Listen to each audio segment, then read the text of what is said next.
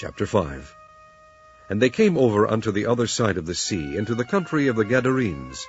And when he was come out of the ship, immediately there met him out of the tombs a man with an unclean spirit, who had his dwelling among the tombs.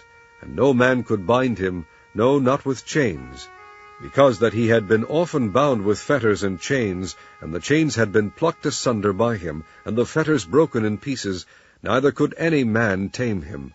And always night and day he was in the mountains and in the tombs, crying and cutting himself with stones.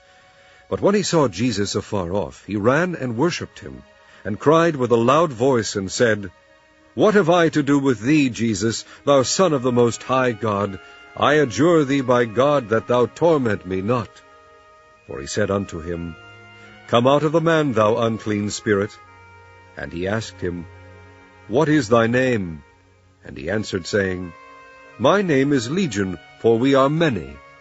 And he besought him much that he would not send them away out of the country. Now there was there nigh unto the mountains a great herd of swine feeding. And all the devils besought him, saying, Send us into the swine, that we may enter into them. And forthwith Jesus gave them leave. And the unclean spirits went out and entered into the swine, and the herd ran violently down a steep place into the sea. They were about 2,000, and were choked in the sea. And they that fed the swine fled, and told it in the city and in the country. And they went out to see what it was that was done. And they came to Jesus, and see him that was possessed with the devil, and had the legion, sitting, and clothed, and in his right mind. And they were afraid. And they that saw it told them how it befell to him that was possessed with the devil, and also concerning the swine. And they began to pray him to depart out of their coasts. And when he was come into the ship, he that had been possessed with the devil prayed him that he might be with him. Howbeit Jesus suffered him not, but saith unto him, Go home to thy friends, and tell them how great things the Lord hath done for thee, and hath had compassion on thee. And he departed, and began to publish in Decapolis how great things Jesus had done for him. And all men did marvel. And when Jesus was passed over again by ship unto the other side, much people gathered unto him, and he was nigh unto the sea. And behold, there cometh one of the rulers of the synagogue, Jairus by name. And when he saw him, he fell at his feet, and besought him greatly, saying, My little daughter lieth at the point of death. I pray thee, come and lay thy hands on her, that she may be healed, and she shall live. And Jesus went with him, and much people followed him, and thronged him. And a certain woman, which had an issue of blood 12 years, and had suffered many things of many physicians, and had spent all that she had, and was nothing bettered, but rather grew worse, when she had heard of Jesus, came in the press behind, and touched his garment.